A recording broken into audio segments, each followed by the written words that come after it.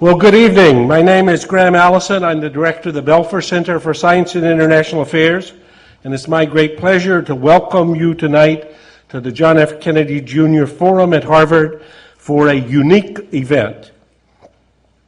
Turn on your TV or the radio today and you'll hear lots of heated discussion of Iraq. But all of this is done by advocates who criticize the war or support it, but who do so unilaterally.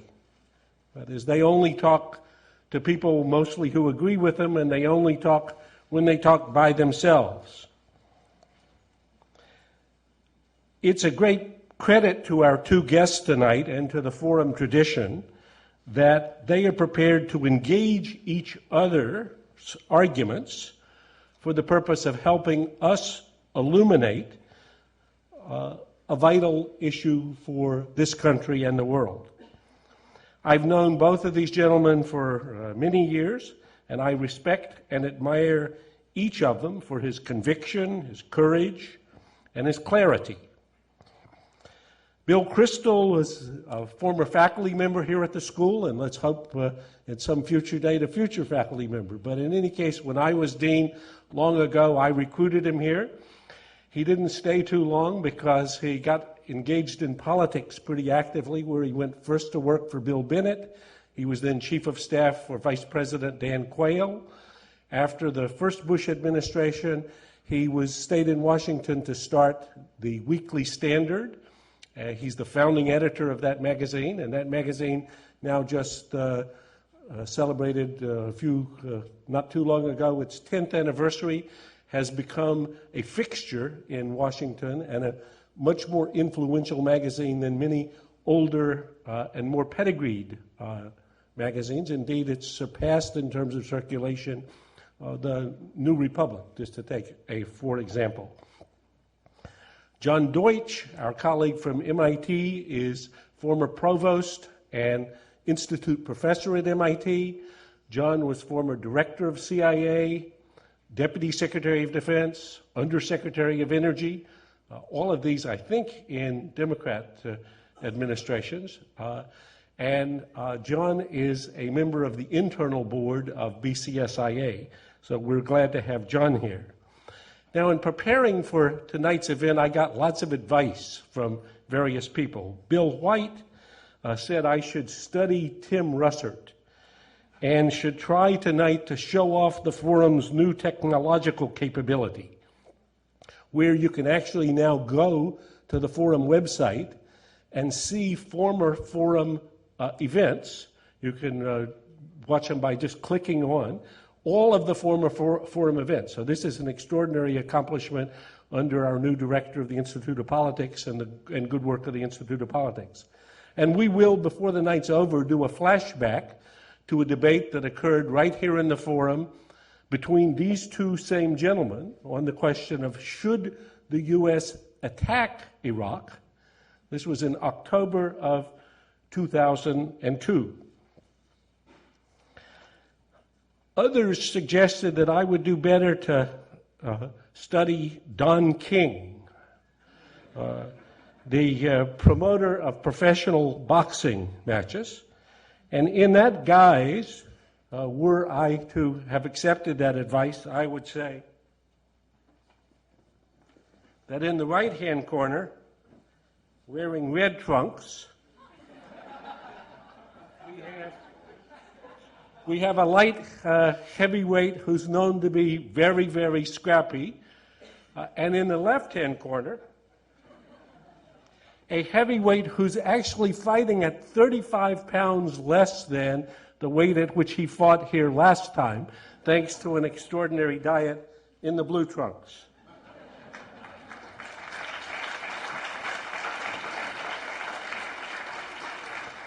But I'm not going to go there, okay? So where I want to start is with the question for tonight.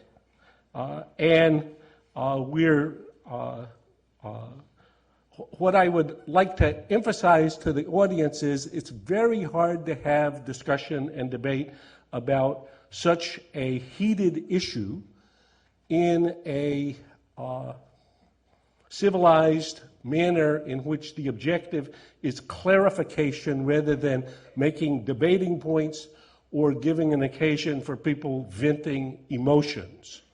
Indeed, what these two gentlemen demonstrated the last time we had this debate was that it is possible to disagree sharply without being personally disagreeable.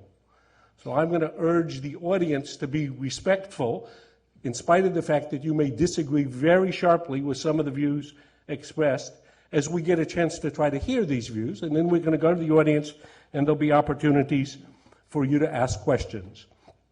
But I want to start with asking our two debaters to state succinctly, a minute or two, what their answer to the question is, if the question were from the President of the United States, no matter how we got here, given where we are today, if the objective were to best advance American national interests, what would you say, what would you propose I do? Bill?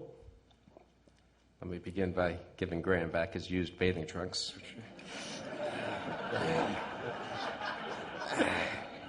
I really appreciate the gesture. I would tell the President that we have to win the war, that we can win the war, that he should call in General Petraeus and Colonel McMaster and other commanders in the field who have done a good job and get their advice as to whether we need to send more troops or whether we need to have a slightly different strategy with the troops we have there. I would remove Secretary Rumsfeld, which is something I've called for a long time, and get fresh civilian leadership at the Defense Department.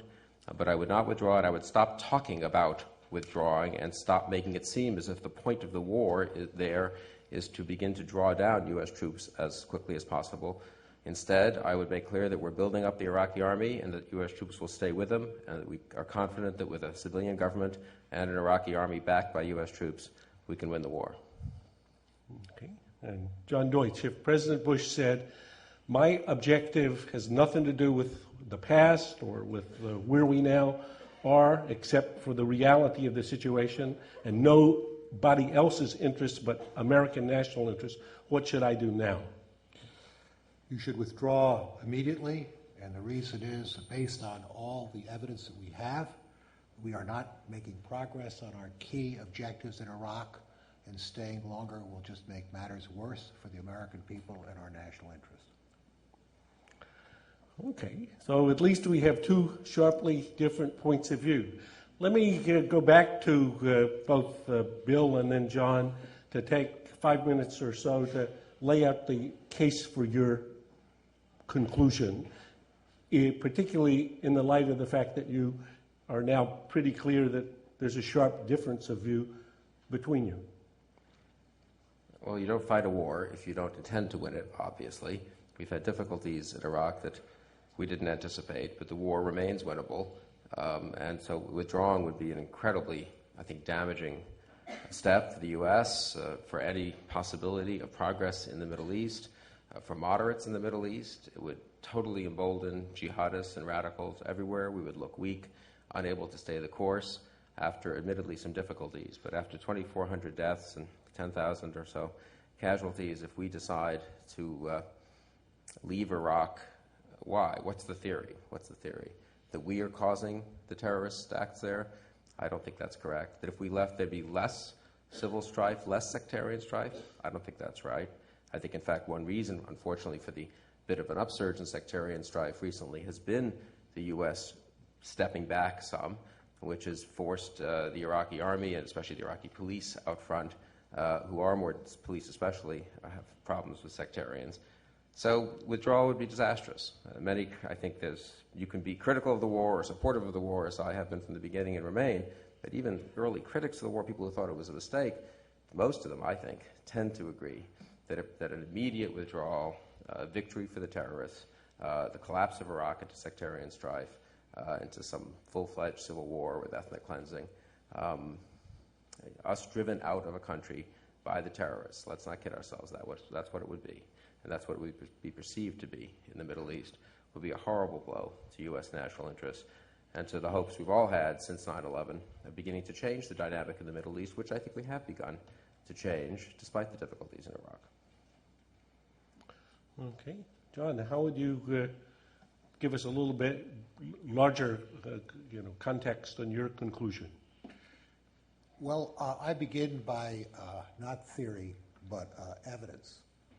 I say that our entry into Iraq is in order to try and achieve, I would say, 6 or 4, let me just mention 4 minimum objectives. The first is to have a reasonably stable national government in Iraq. The second is to assure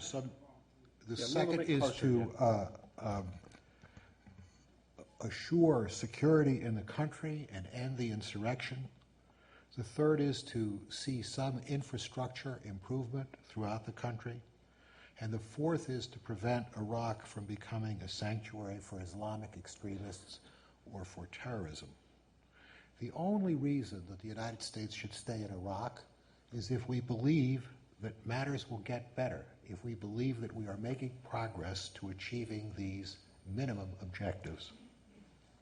I claim that the evidence suggests, after almost, or I guess more now, almost 3 years, more than 3 years there, that we are not making progress on these key objectives. We see the militias every day killing people. If U.S. troops are not embedded with the Iraqi troops or with the militias, they will continue to kill other Iraqis under sectarian purposes. The national government has not come together. We have an unhelpful premier at the present time, and the absence of any recognized leader that holds any prospect of bringing the country together. There have been no infrastructure improvements to speak of, no progress in matters such as water, food, health, or even oil production. The terrorists are not being kept out of Iraq, they are being attracted to Iraq because of our presence there and because of the insurrection that is going on. Why is this happening? The root causes were clear, and they were clear before we entered Iraq. There are historic differences between the Sunnis, the Shia, and the Kurds that cannot easily be bridged. As I mentioned previously, there's no credible leader for that country, and most importantly, unlike the 1991 invasion of the United States to retake Kuwait, unlike with that time, we do not have a consensus with the nations of the region, the bordering countries of Iraq, Syria, Iran, Turkey, most importantly, but also Jordan, Kuwait, and Saudi Arabia. We do not have a consensus about what the future nature of Iraq should be and what its political structure should be. We should have recognized that before we went into Iraq, and it is responsible for those countries continuing to intervene in every way they can to support factions within Iraq that have their positions. What if we remain? We continue to lose people. We're spending $5 billion a month. There's a cumulative growth in anti-U.S. sentiment throughout the Islamic world. We are, in fact, nucleating extremism in the Islamic world and in terrorism. Of course, there are risks to withdrawal. Withdrawal is not a minor matter. First of all, there may be bloodshed and civil war upon our exit. But that may happen later as well as sooner. If we are not making progress when we decide to get out 6 months or a year from now or 2 years from now, after spending more treasure and after losing more lives, we will still run the risks of civil war and bloodshed. Secondly, there is a suggestion that we will lose our standing in the Islamic world and that we will indeed encourage terrorism by our withdrawal from Iraq. I believe that the evidence is exactly to the contrary. But let me conclude by saying briefly that there are steps which will mitigate these risks. The first is to keep a small, quick reaction force in the region outside of Iraq in case matters really do become very bloody. The second is to help the Iraqis with border control. The third is to share intelligence. The fourth is to have diplomacy, an aggressive campaign of diplomacy with the members, including Iran, neighboring countries, including Syria and Iran, that will press the need for calm and peace in the region. Most importantly, we should adopt a broad set of initiatives in the Islamic world when we withdraw, because that will influence how the people in that important region of the world change their views about the United States. We should undertake aggressive moves in trade, economic assistance, cultural exchanges, and other measures which will put us back to where we have been traditionally in the Islamic world, which is a friend of many of these countries and willing to deal with every problem which occurs according to our best interests and the interests of the region. Iraq was a mistake in going in. Iraq is a mistake to stay there now. Thank you. Bill, let me give you a chance to take a couple of minutes, not long, but to say where and why you disagree, because I think for the purposes of all of us trying to grapple with an issue that obviously there's no good option, so we're choosing among bad and worse, but it'd be helpful to try to see about what points of either fact or analysis do you disagree that lead you to different conclusions for each of you. Yeah. Well, I mean, to John's credit, he's not quite willing to say that we should simply withdraw and turn our back on Iraq. So we're going to have a quick reaction force somewhere else in the Arab world, I suppose, nearby, not in Saudi Arabia. I don't think that perhaps worked out too well, but I suppose in a different country, which is going to come back in, John said, if the bloodshed gets too bad. John also said that the sectarian violence is getting worse, and it's just a question of when it gets so bad. So we'll withdraw, the sectarian violence will get worse, and then we'll have the choice of coming back in a much less advantageous circumstances to stop bloodshed, or we will let there be ethnic cleansing and slaughter in Iraq. We let that go on too long in the Balkans. We did end up intervening there, and we were able to do it from the air, not much on the land. Well, we did it on the land, but we didn't take many casualties in Bosnia, and then from the air in Kosovo. The ethnic hatreds there are as deep as in Iraq. The Iraqi people have voted 3 times in elections courageously to express their wish to have a role in shaping their future. The Iraqi politicians haven't risen to the occasion as much as one might have hoped, but we don't know whether others will. I'd say Sistani, on the other hand, has been a very remarkable Muslim leader in Iraq. And to turn our back, but John knows you can't really turn your back and walk away. But now we have this untenable halfway house, and also he says, help the Iraqis secure the borders. Well, what if the Iranians really come across the border in the south, or the Syrians in the north? Are we then going to intervene with the weakened Iraqi government after we've withdrawn? I don't think it's viable. Either it's going to be Vietnam, or it's not going to be Vietnam. If we're going to withdraw, we're going to withdraw, and we're going to leave it to horrible bloodshed, and it's going to be a defeat for the United States of America. Now, at times you get defeated. We weren't militarily defeated in Vietnam, but we were defeated politically. And perhaps if it's too tough, if we won't pay the price, and if there's no credible course to victory, one has to accept defeat. But that is the real alternative to staying and winning. John, what do you disagree with in terms of Bill's statement? Well, my problem is that I have not heard Bill really address the reality of what is going on in Iraq on the ground, the progress or the lack of progress of what is happening on the ground. There is no effective security force, and the pace at which we are building one is inadequate. There's no police to speak of. There is no political government. There's no evidence that those elections that are kind of Potemkin village elections are really bringing the country together. Yes, there is the need for a quick reaction force because it is a deterrent. I always thought that Bill Kristol welcomed deterrence. But there are risks, and I do not want to avoid suggesting that those risks are present. I don't understand saying this is either going to be like Vietnam or it's not going to be like Vietnam. Which side of that argument is he on and which side am I on? I don't think there's any comparison to Vietnam. I do not believe that matters are getting better. A year from now, 2 years from now, we will have continued to have spent $5 billion per month. Our military, Army, and Marine Corps especially are going to be hollowed out. Our boys and young women will be killed there. And I do not see progress as being made. If I thought progress were being made, and that's why our moderator, as unusual as it is quite correct, it is a matter of judgment. I just don't see the progress is there. If you look coolly at the facts about what was hoped to have been accomplished there, it has not happened. And we have to recognize that and follow our interests.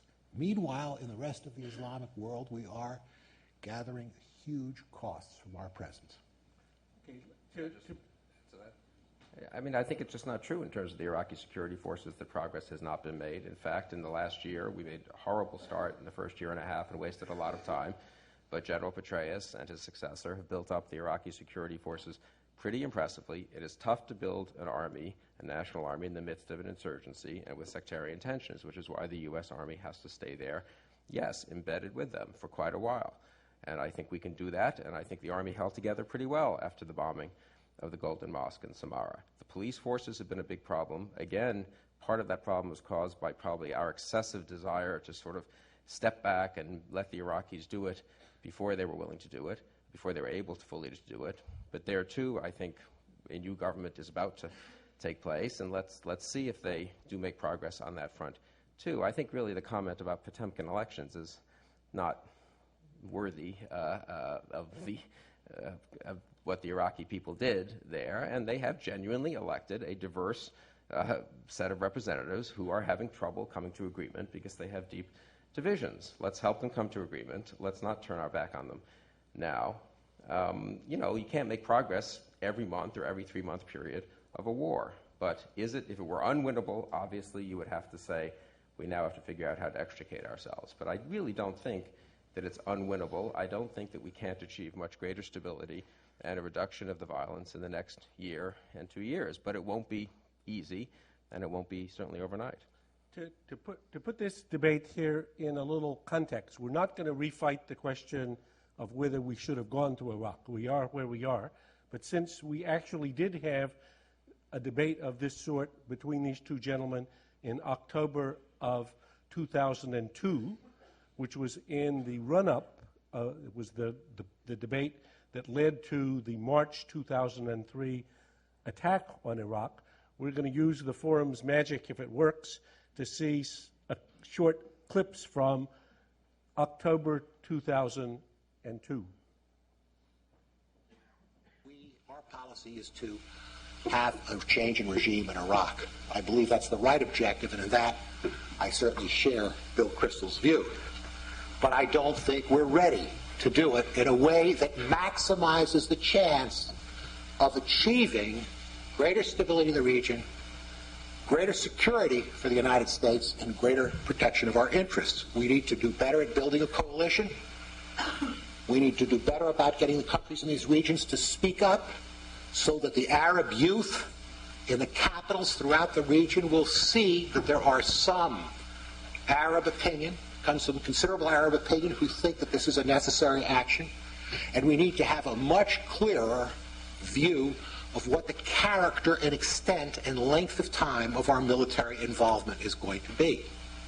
So the objective is right, the timing is wrong, and I don't think the case has been made to thoughtful people with experience in these matters.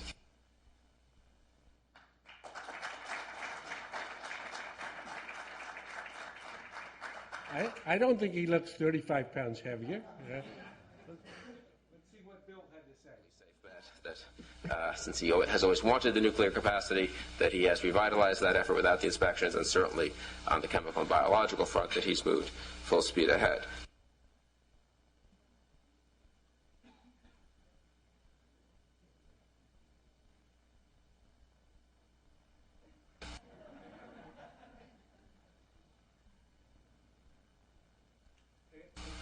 The first question is, will the region be more stable after this action than it is today? And the second is, will U.S. interests in the region and U.S.'s position in the region, I now speak of the Middle East broadly, be strengthened as a result of our leadership and our entry into Iraq? I suggest to you that the answer to both those points is no.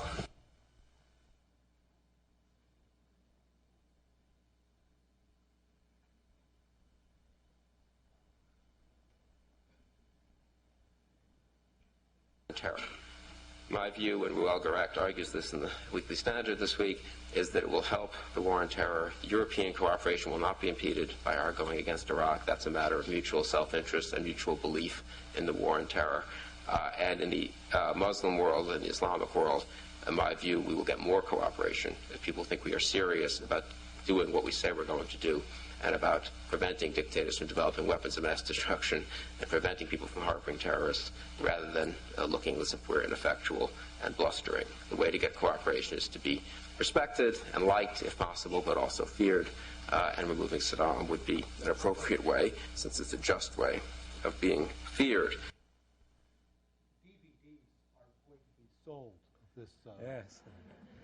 Okay, let me I apologize that the first clip for Bill didn't seem to me to be fulsome enough, but having moderated that debate, I can say and recall vividly that Bill's proposition was that yes, because of circumstances that he saw, the U.S. should attack Iraq, go to war with Iraq to topple Saddam, and that the consequences would be positive.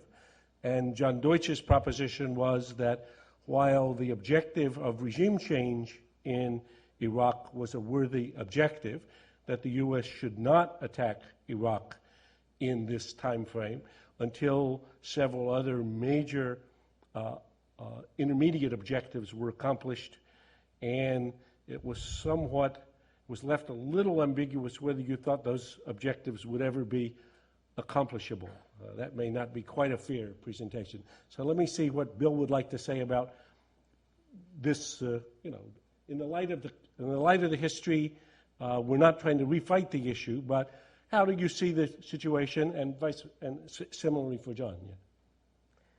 You know, we can't write an alternative history of what would have happened if we had not gone to war to remove Saddam. If we had kept the no-fly zones, I suppose that's what we would have done. I don't know whether we would have kept the troops in Saudi Arabia. I don't know whether we would have kept not just the 20,000 troops who had been there since 1991, but the 150,000 troops we had moved into the region, which allowed us to get the inspectors back in. Someone has to walk through what the world looks like with U.S. troops in Saudi Arabia, Saddam in power, the sanctions off, I believe, him reconstituting the weapons programs, aiding and harboring terrorists, as he was, in fact, and what that Middle East looks like. Does Syria withdraw from Lebanon? Is there something of a democratic upsurge in parts of the Arab world? We don't know. We don't know. Obviously, it's been a tough war in Iraq, and I don't want to deny that at all. And I don't criticize people who say maybe at the time they thought it was wise to do, and now they think it was the wrong judgment. I very much disagree with John, though, when he said earlier that the good war was the 1990-91 war, because there we and our Arab neighbors agreed. All of Saddam's dictatorial neighbors agreed that, yes, it's a good idea to leave the dictator in place and let him slaughter a couple of 100,000 Shia and Kurds who have risen up against the dictatorship. And they were happy after that. They weren't actually that happy, the truth is, if you talked privately to other Arab nations. In fact, that's why we had 20,000 troops in Saudi Arabia for all those years, which is one of the main excuses bin Laden had for forming and developing al-Qaeda. But regardless of that, I don't agree that the outcome of that war was sort of a wonderful way to go, to leave dictators in place after they've invaded neighboring nations and pillaged them. And I think the action in 2003 was right. I think it will work out okay, and I think we will prevail. And I think in the end, the dynamic in the Middle East has been positive. I don't buy the argument that there's been mass radicalization. Where has it happened? Where has it happened? The Arab Street has not risen up. If the jolt of the Iraq war has helped, I think, begin a very difficult process of change in the region. We need to stay engaged, and most of staying engaged obviously is diplomatic and political, but some of staying engaged is being willing to stick to our commitments in Iraq now and to work with the new Iraqi government and the Iraqi army to defeat the terrorists.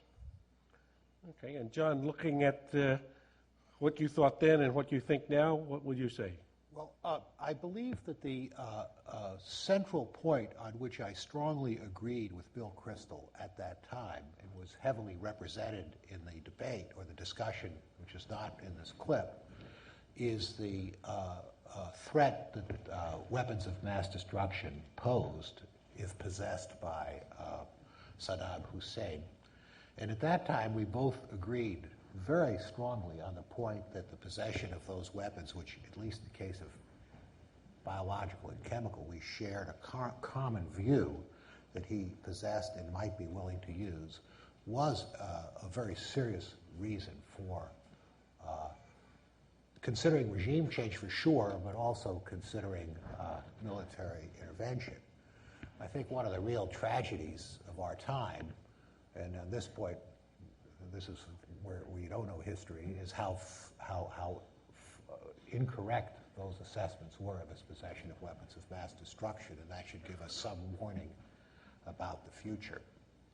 The other point is, I think that underlying the difference between Bill Kristol and myself at that time is a optimistic view about what the U.S. can do when it intervenes militarily in a country, which I think is a characteristic, I might say, Democratic Party view. And on my side, a much more conservative view, characteristically Republican view, about you ought to be cautious about how much you can do with your military in changing the politics and the society of another country, which is quite different than your own. In some, Democrats typically say, have a few weapons and use them all the time to advance your interests, and Republicans have lots of weapons and never use them because you have to be modest about what you can do. And here, that's really the essential difference between us tonight. I'm very, very modest about what the U.S. can do in a country whose society and politics and history is very different than our own, and especially if you ask our military forces to do them by themselves. This is not a job that our Marines and our men and women in the Army have been trained to do. This is a much more complicated job, and we are not anywhere near getting there. Now, he believes it's possible. I hope he's right, but I'm pretty sure he's wrong. Let me push this just one step further. I mean, the bigger storyline here is what President Bush calls the long-term war or the global war on terror. And that's a war against the people who attacked the U.S. on 9/11, Al-Qaeda and its affiliated groups. And in that main story, in that main arena, if we look at the situation today, where we now are, was the attack on Iraq advanced our objectives in that broader arena, or a diversion, as Senator Graham, for example, has argued? That's the first question. And the second question is, given where we are now, if we follow Deutsch's advice and withdraw rapidly, what will be the consequences for the larger war on terror, as against the alternative, which is Bill Kristol's argument, which I take it is that we fight till victory, whenever that is. I mean, I don't know if you have a time limit on when you would come to Deutsch's conclusion, but in any case, for a long time, you would continue fighting. So what do you say, Bill? Well, no, look, first of all, I don't have a time limit. I have a substantive limit, obviously, in the sense that if things got totally out of hand and it looked like we couldn't prevent a terrible sectarian civil war and U.S. troops were not helping hold an Iraqi army together but were being shot at from all sides, obviously, I would fundamentally rethink whether one could stay. But it's not a matter of time. It's a matter of what's happening there. You know, we could reduce casualties there, if that's what people are worried. We have reduced casualties over the last 5 months by about 30%, in fact. I'm not sure. I'm happy about that, obviously. Right. The question is, though, what military strategy we're following and whether it's going to be successful. So it's success, not time. On the global war on terror, or the long war, whatever we want to call it, I would say two things. On the Al-Qaeda question, I think honestly, analytically, one can't show much effect either way. There were no attacks on the homeland after 9/11 before we went into war in Iraq. There have been none since. There were 2 attacks in Europe. Since then, they had been planned from before us going into Iraq, and were not particularly done by Iraq-related individuals or groups, so far as one can tell. The Middle East itself has had some terror in other nations and had some terror in other nations before we went into Iraq, or for that matter, before 9/11. So just as an honest analytical matter, the fact is maybe we've been lucky, maybe we've been good, but no one expected there not to be another terror attack here for, 4.5 years since 9/11, and we're all happy that that's the case. And I won't claim that it's because we went into Iraq that that's the case, and I don't think one can say if we hadn't gone into Iraq, we would necessarily be making more progress against al-Qaeda. We seem to be doing pretty well, actually, against al-Qaeda itself. But I disagree that that is the core of the war on terror. That is the most visible and most powerful terrorist group that attacked us on 9/11, and we certainly should devote every resource we need to dealing with them. And we removed the government that sheltered them, which turned out to be quite important, I think. Maybe we should have done more in December of 2001 to go after bin Laden in the mountains. That's a hard judgment for an outsider to make. But fundamentally, the long war is not a war against one group of several thousand terrorists. It is a war to transform the Middle East that produced that group and that produced Saddam Hussein, who slaughtered hundreds of thousands of people, and produced other dictatorships that have in turn, through their domestic repression, produced an environment for extremism and terrorism. And that longer war is a complicated war. I think we've made some progress. On the whole, I think over the last 4.5 years we have made progress. But it's difficult and it is multifaceted. But I think it's a mistake, frankly, to make al-Qaeda the center. I mean, obviously it's the immediate center, but it's not the ultimate center of what our policy towards the Middle East has to be over the next 5, 10, 20 years. Well, I think Bill Kristol is right on both these points. It's very hard to argue whether the U.S. presence, or whether Iraq, how much Iraq was involved in sponsoring terrorism, other than the very limited agenda that they had for their own purposes. You will recall that Saddam Hussein tried to assassinate President H.W. Bush when he was a private citizen traveling in Saudi Arabia in 1993, I expect. And so they certainly did carry out terrorist acts, but they were not, strongly linked with al-Qaeda. And I absolutely agree, and I think it's a very important point, that al-Qaeda is not the only international terrorist organization capable of carrying out acts of catastrophic terrorism. It's the one which is most prominently known to us because of the attacks of 9/11 and the attacks on the embassies in Africa in 1998. But there are other terrorist groups internationally organized and with plenty of sponsorship, which should also be part of our continuing concern about combating terrorism and protecting this country, which I think is best done if we don't have military forces in Iraq. Okay. Let me suggest that we let folks in the audience get involved in this discussion and debate. So there are microphones, 2 here on the ground floor and 2 in the loges. Let me remind you about the ground rules. Questions are brief. They end with a question mark, 1 question per customer.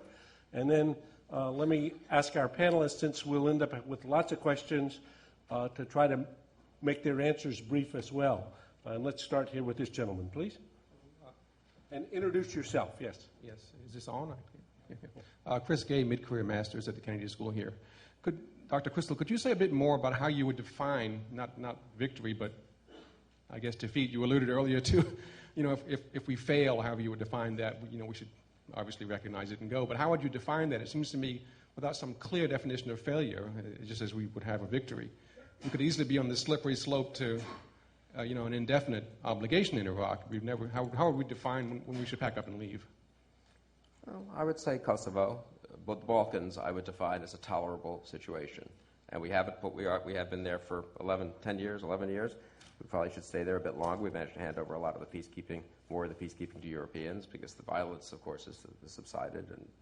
But do they love each other there? No. Is it clear exactly what political arrangements they'll have? No. But basically, has the ethnic cleansing stopped, and have U.S. objectives been accomplished from that military intervention? Yes. So it's not going to, be, as people keep saying, it's not going to be a beautiful Jeffersonian democracy. It's not going to be Switzerland. But no, I think a functioning government there with a terrorist and insurgent problem.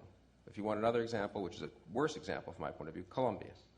Colombia has a functioning government, a democratic government. It's a good ally. They have a horrible narco-terrorist problem, which has killed a lot of people and at times even threatened the stability of the center. But they've beaten it back, and Uribe seems to be beating it back more now. And at the end of the day, the investments we've made in Colombia, which in this case obviously have not involved U.S. troops, a tiny number of U.S. assistance, but troops assisting, with no big, obviously, deployment of U.S. troops, but we didn't have to remove a dictator there. But something like Colombia would also be an adequate outcome. No terrorist base there, a decent, pluralistic, democratic government there. John, do you want to say anything about that? It's completely consistent with my view of Bill Kristol as Democrat, who take a lot of credit for the progress in the Balkans. Let me remind you, we started off with the Vance-Owens plan in 1991, which would have been a much better solution from my point of view. Senator Dole argued for lift and strike, a much better solution from my point of view.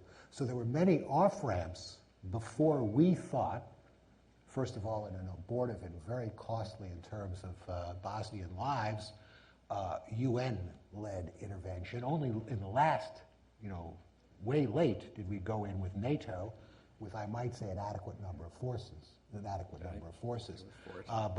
No, I don't think that Bosnia and Kosovo is an example about how we should be thinking about our security or maintaining peace and stopping killing in the world, which I do think is a proper objective.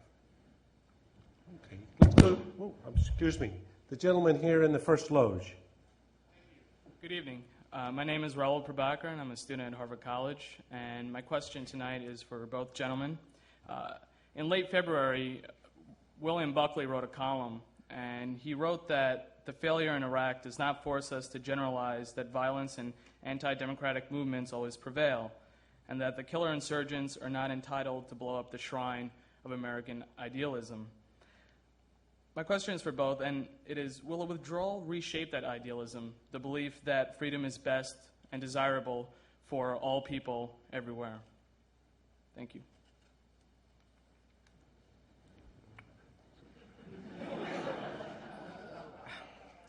I mean, I'm not for withdrawal, and I don't think we're going to withdraw, so it's a little hard to answer. Yes, of course it would shake that idealism. It was one of the reasons for withdrawal, as John Deutsch said right at the beginning of his remarks, will be, well, they are Kurds and Shia and Sunni, and it's just too difficult to help them make it to democracy. And that rationale would basically stop us from going into help in a serious way in an awful lot of countries in the world. Or let's say it would provide an excuse at many moments in many countries not to make an extra effort to help them make the transition to pluralism and to democracy. So I think it would hurt our our sense that we can do good in the world. Now, maybe John is right. We can't do as much good as I think. I was a Scoop Jackson supporter as a kid here at Harvard, and I'm not embarrassed by that, and I'm happy to say that to be a Harry Truman, Scoop Jackson Democrat, and John can be a Robert Taft, Barry Goldwater Republican. That was a joke.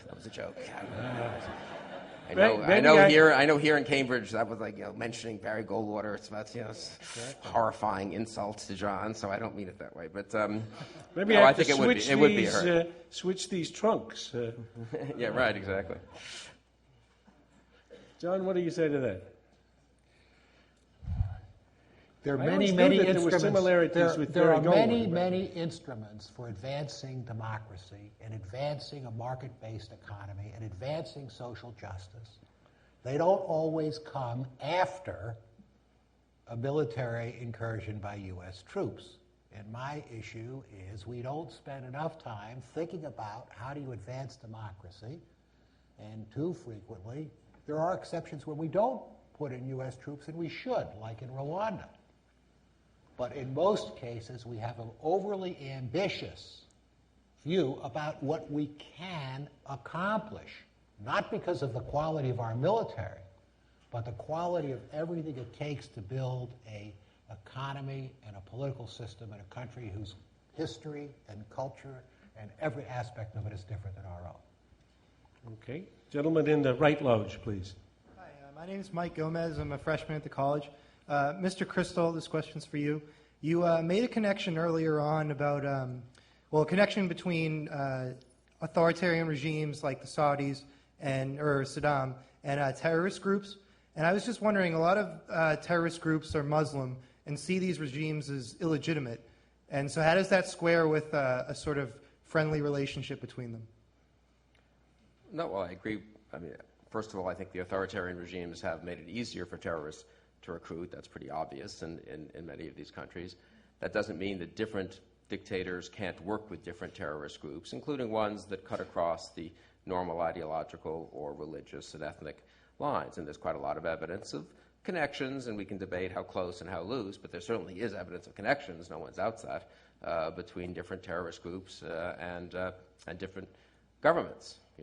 Hamas has close relations with the Syrian government. I don't think people doubt that. Hezbollah has close relations with the Iranian government. On the other hand, Hamas won the election in the Palestinian Authority, and one of the first visits by its leader was to Tehran. So for all the talk about Sunnis and Shia could ever work together, it turns out they had a common interest, in this case perhaps in opposing the U.S. in the region, and other common interests. So I think the experts exaggerate when they sort of create Sunni and Shia or secular dictators and religious groups, and then don't see that they can work together opportunistically. But I think the deeper point actually is that the dictators, the lack of freedom, creates an atmosphere which obviously fosters a kind of extremism and makes terrorism easier to launch.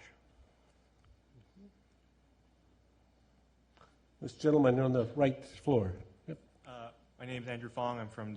I'm a junior at the college.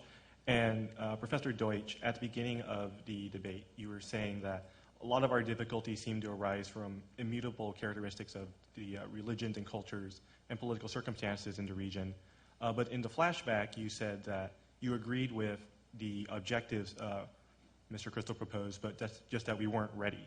So my question is, to what extent are our difficulties because of poor execution, and to what extent are they because of just immutable circumstances?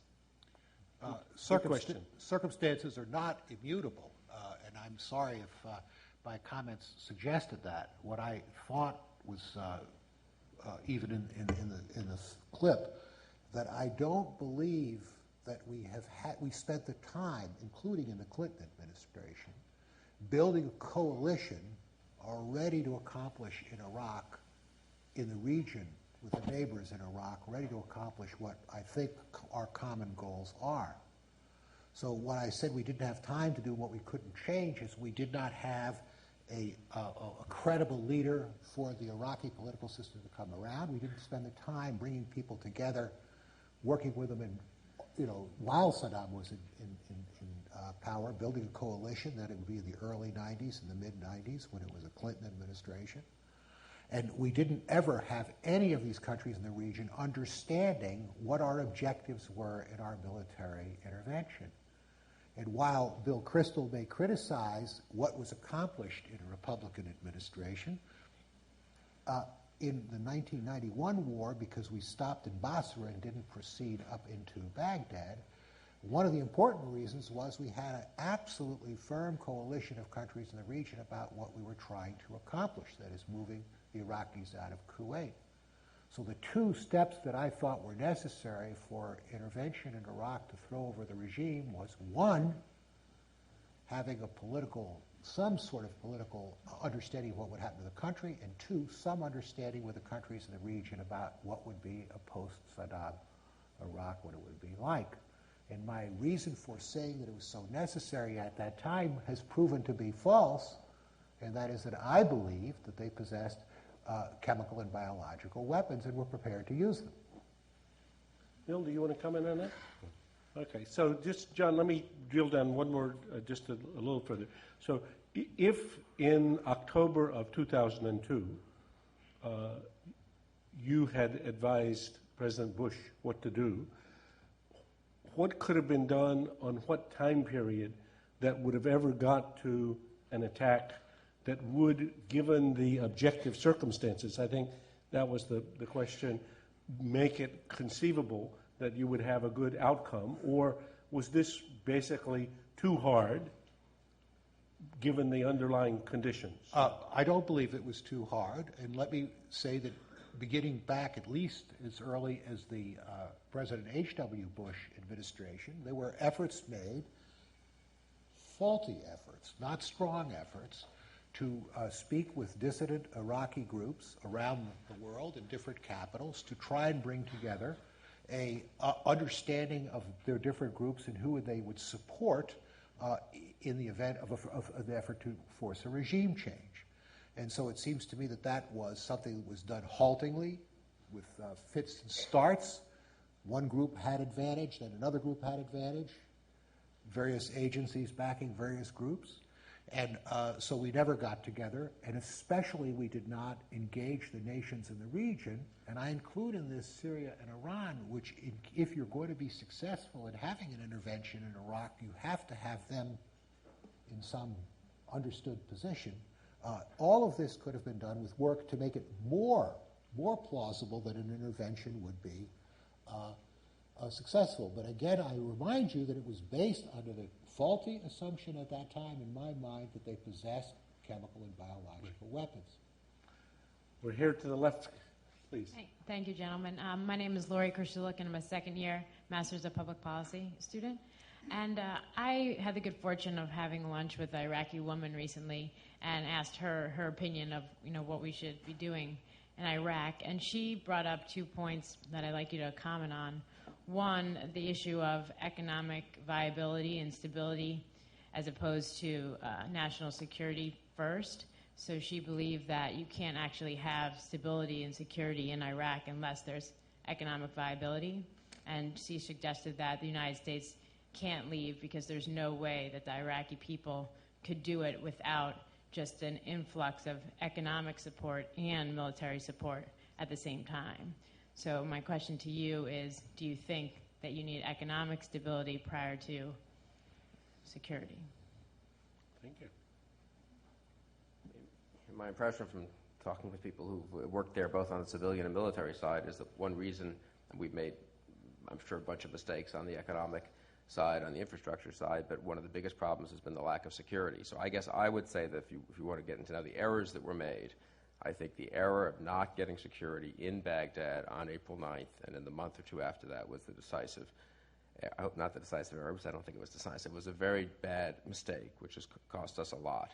And then it was compounded by the refusal to rethink and send in more troops in about August, September of 2003, when it was clear that we needed more troops to be serious about fighting a serious counterinsurgency, which is something our military knows quite a lot about and has good doctrine on. And one thing it does take, and McMaster did this in Tal Afar recently, is you need a lot of troops to work with the local forces on our side, with the Iraqi army you're building up, to do a kind of clear build and hold. Clear, hold, and build, I guess it is. The build, it's hard to do the building unless you've done the clearing and holding. So I don't doubt that we could have done things better on the economic front, probably more smaller project, less big U.S. contractors, all those sorts of things. But I think the security failure was the fundamental failure that's made it so difficult and has made the progress so halting.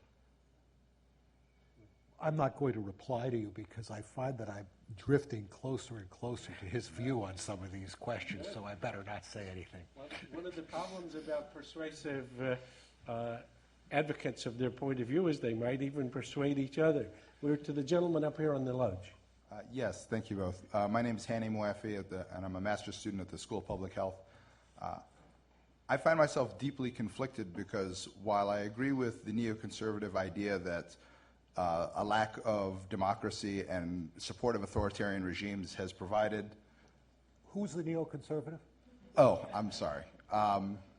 Well, I will speak to Mr. Crystal's views in the past, published views, that a lack of democracy and support of authoritarian regimes has provided a fertile ground for extremism, specifically in the Middle East and in the Muslim world.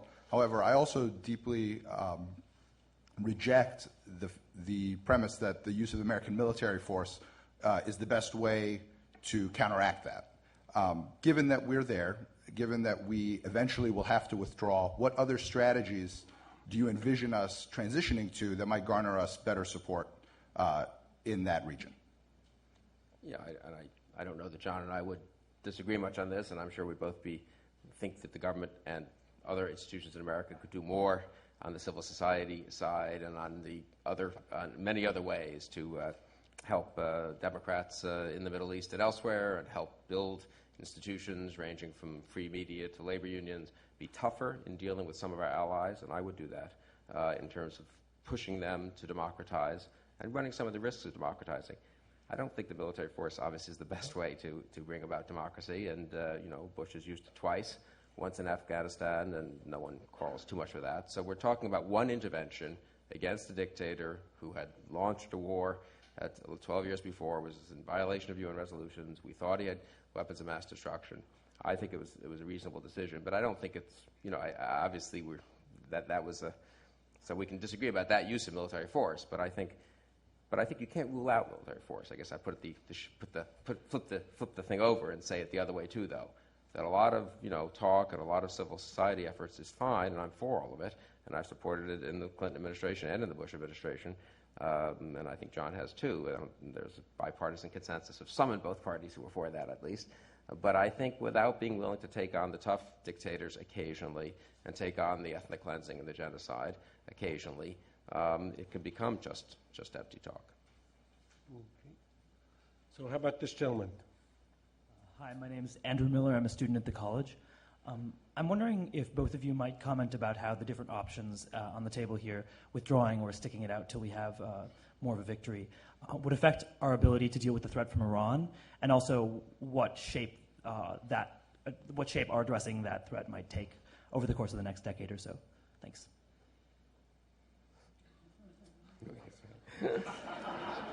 Seem to be in this role of always going first, which is fine. I don't know that it affects it much one way or the other. That is, we have a menu of unattractive and difficult options to try to deter Iran from moving ahead with its pursuit of nuclear weapons. I'm skeptical about most of them being very efficacious, but we would be trying them whether or not we had fought the war in Iraq.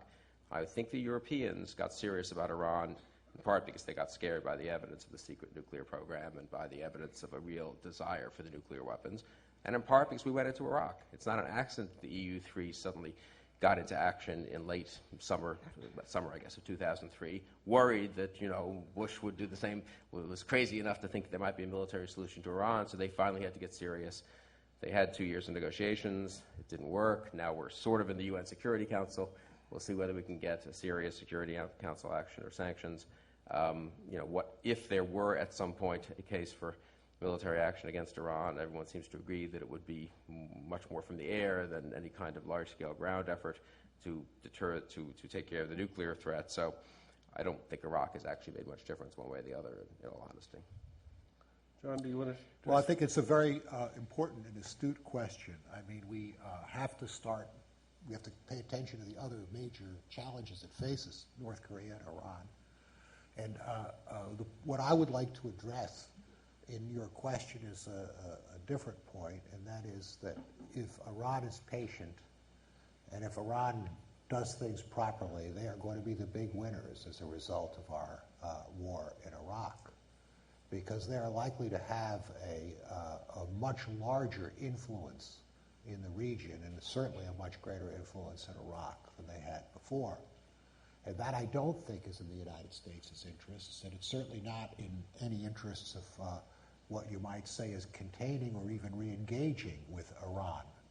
So my view is that the big winner, if you really look at it in my view from geopolitical terms, the big winner of our involvement, our difficult and in my mind not yet successful, if likely never successful involvement in Iraq, is the strength that is given Iran, a great country, but which is currently becoming more and more of a problem for the United States.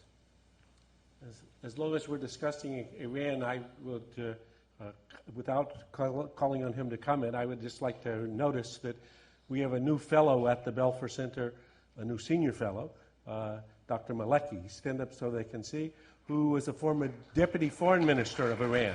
Yeah. So this is. We'll have a future occasion to fight the subject of Iran, but tonight we're doing mostly Iraq. But it's a very good question. This gentleman's next. Hello. Please. My name is Daniel Yule. I'm a representative of Lyndon LaRouche, The Economist. I was wondering, I had a question about the privatization of our military. Do you guys agree or disagree with Felix Rodin that we should privatize more sectors of our military? Good question. Can I answer that question? Please. No. Okay. And Bill, do you have an answer? No, if I understand it. Privatize more. I mean, Rumsfeld has wanted to, turn certain civilian functions of the Pentagon over to civilians, and some of that, John knows much more about this than I do. I suppose that some of that at some point makes a certain amount of sense. You don't have to have people in uniforms, serving meals in the Pentagon. You can hire a food service like the rest of America does. But generally speaking, I think this has been an excuse on the part of Rumsfeld not to do what he should have done from the beginning and what some of us called for from the beginning, which was increasing the size of the military, and especially the Army and the Marines. And certainly after 9/11, it was a mistake not to, and the notion that you can have contractors and outsourcing and that somehow replaces the fundamental fact that we don't have a big enough military to deal with the contingencies we have to deal with, especially ground forces. Rumsfeld is so enamored of a high-tech military, the revolution of military affairs, that I think he lost sight, and he's been extremely stubborn about this too, that he lost sight of the importance of boots on the ground. And I think that's the mistake that underlies that, I think, his great reluctance to commit enough troops in the initial wave, and then certainly after it became evident that we had problems in April, May, June of 2003. If I mention one further thing about privatization, there's a fellow at the Belfer Center now, Rebecca Weiner, whose project is on privatization. And if you look at the Belfer Center website, you'll see her study that's ongoing of the topic. She would agree with the two gentlemen, so please. Good evening, gentlemen. My name is Eric Paterno. I'm a freshman at the college. And it seems to me that both of your positions tonight are based around the notion of progress. Yet, to me, it seems like progress in the region will only be achieved with Iraqi people and Iraqi government's cooperation. So if we're discussing whether or not to withdraw, how come none of you have talked about Iraqi people and Iraqi government's position on the issue? Well, I mean, obviously, if a democratically elected Iraqi government asks us to withdraw, we will, as we did when the Philippine government asked us to withdraw in 1989, I think it was.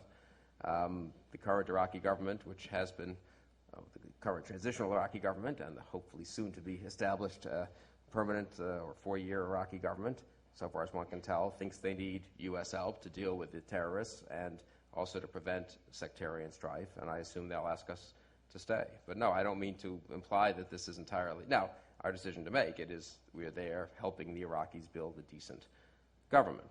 I mean, one can imagine theoretical instances where our own national security might compel us to feel that we would have to intervene somewhere regardless of whether a government asked us. Obviously, we did that in Afghanistan, and one can imagine, if there were a terrorist cell somewhere that had to be attacked before it attacked us. But generally speaking, we have troops abroad where governments are willing to host those troops and request those troops.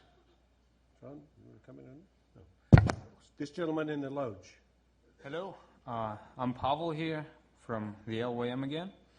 I wanted to ask the elementary question, which is the question about what is the cause that requires that there should be all these different conflicts, or some people ask the question in the way they say "qui bono," or who has an interest in having a conflict in that region, and then you can look at details such as why both the CIA and the DIA disprove all the premises that Dick Cheney and George Bush put forward as justification of the Iraq War.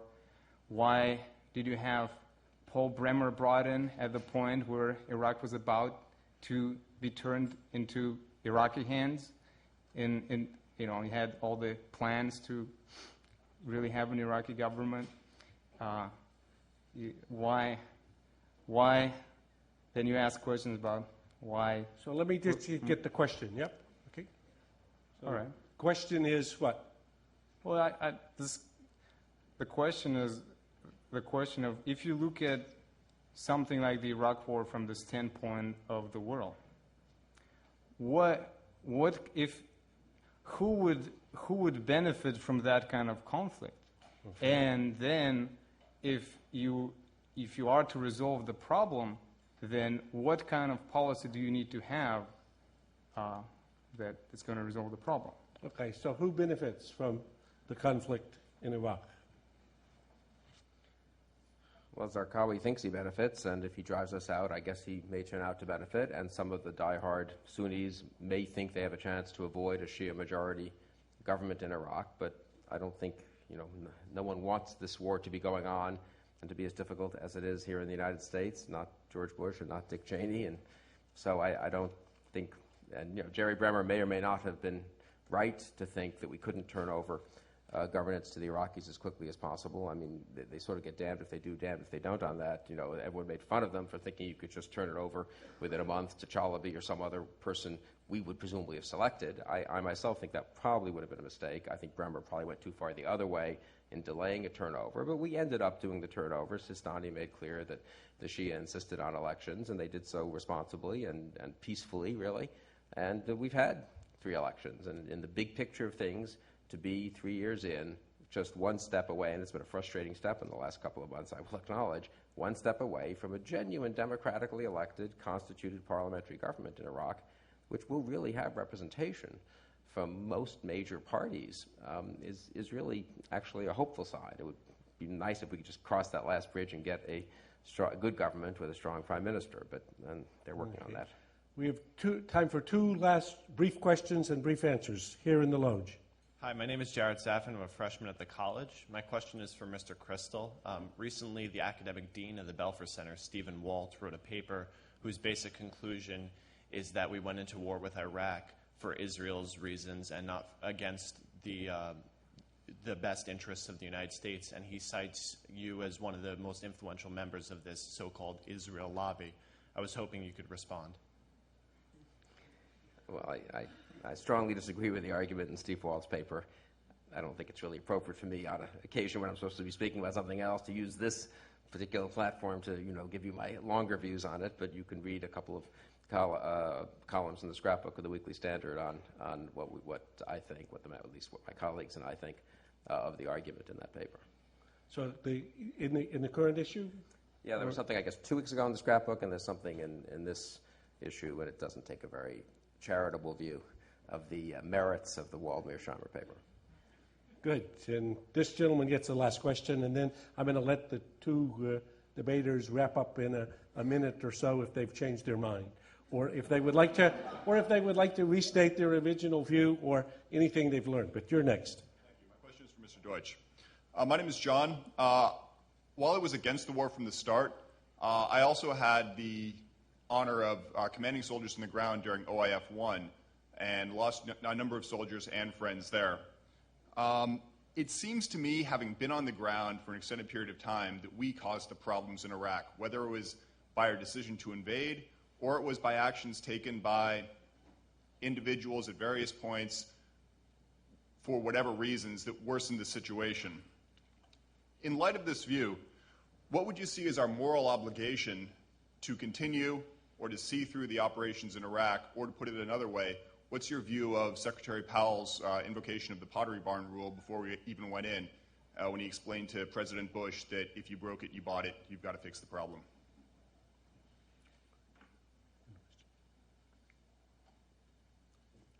Well, first of all, I'm pleased that you mentioned the troops on the ground there, and I think that one thing we should all recognize is that every soldier or Marine or airman or naval person who is there, in fact, is really doing in their own way the best they can to improve the lot of the Iraqi people, to protect their colleagues and to advance our nation's cause. I mean, there's just no question about the performance of our military there on the ground. And I'm, as a Defense Department guy, I'm very, very really proud of what they've done and worried about what it's doing to the forces.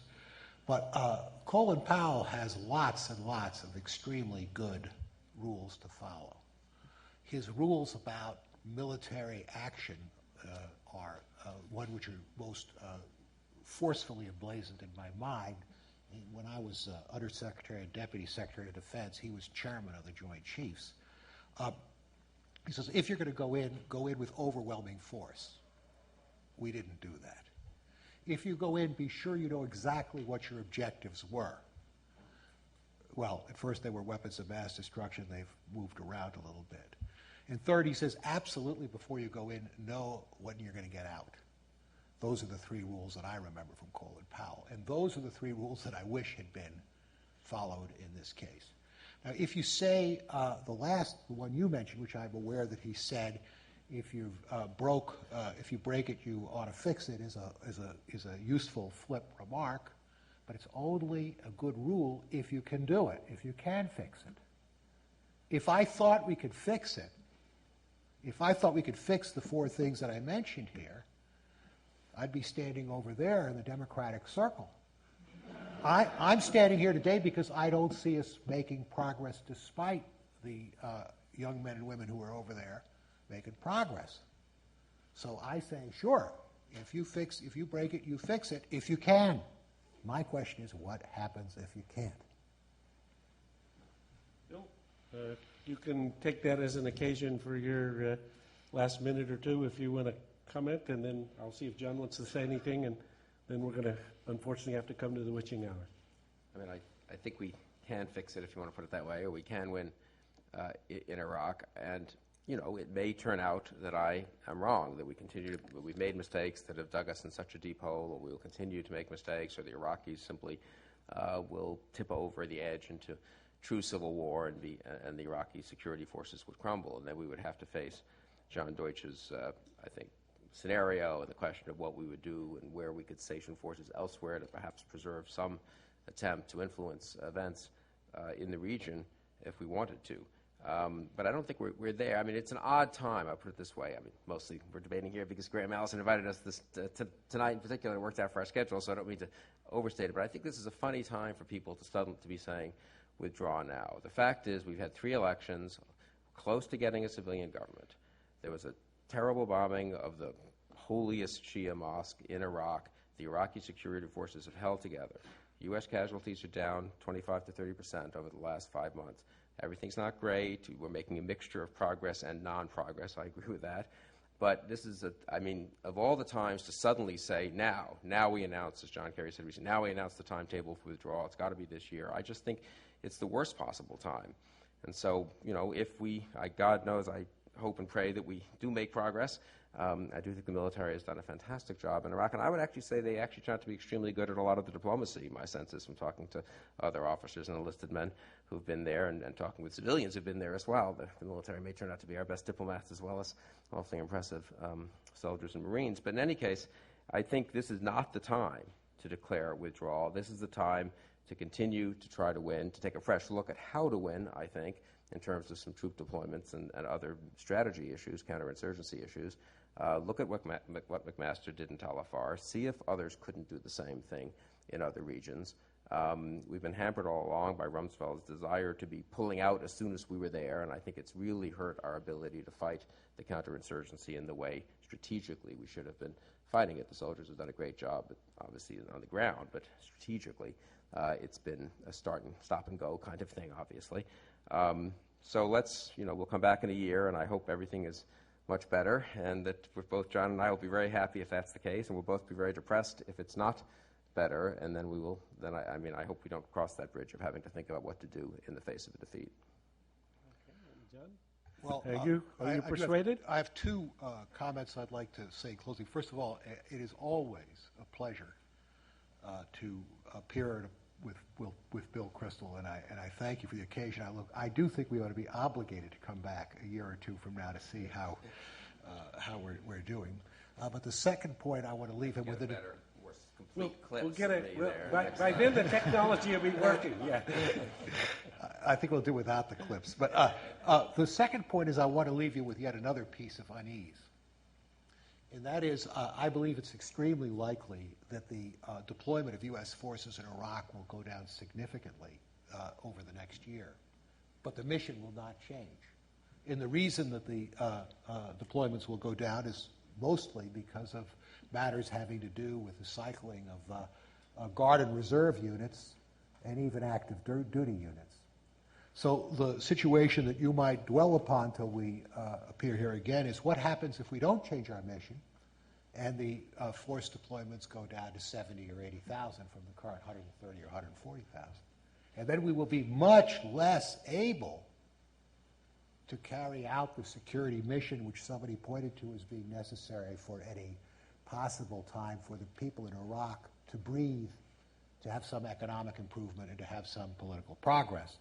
So my actual concern is our military deployment there is going to go down, and it will make it even harder there to see the progress that both you and I hope will take place. Thank you. Let me do one advertisement before we close. Bill has mentioned a couple of times Dave Petraeus, who's the general who basically has led the training effort and is now in charge of that space. He'll be here in the forum in about 2 weeks, so stay tuned for that. But for tonight, a very special occasion and a very illuminating debate between 2 terrific colleagues we want to say thank you very much.